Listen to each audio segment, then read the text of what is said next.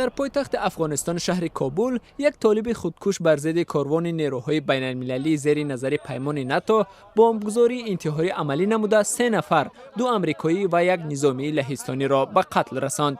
در این حمله که در نزد سفارت ایالات متحده آمریکا و شاهراه فرودگاه کابل به وقوع پیوست، همچنین 13 فرد ملکی زخمی شدند.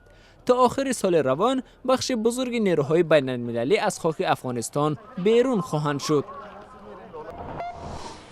در پایتخت پاکستان شهر اسلام آباد اعتراض طرفداران پیشوایان مخالفین عمران خان و طاهر القدری ادامه دارد. منطقه سرخ اسلام آباد که همچون منطقه ممنوع الورود برای مردم آسایشته بوده است، فعلا روزانه به مثل بازار و شبانه مثل تالار کنسرت شده است. اعتراضگران در میانه ماه اوگوست در نزد پارلمان پاکستان اعتراض نموده، همچون بخش از دعوت به استعفای سروزیر نواز شریف یک قبر رمزی کندند.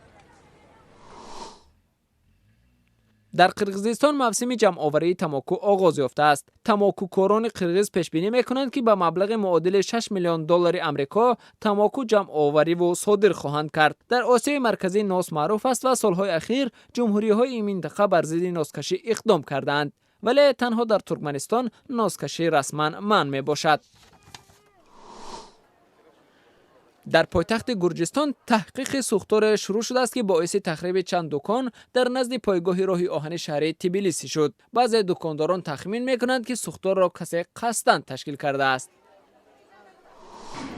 در شهر المعطا دهمین جشنواره فیلم‌های اوراسیا آغاز یافت. بخشی مخصوص فستیوال امساله به کارگردان قزاق شکین ایمانوف بخشیده شده است. او 100 سال پیش به دنیا آمده است.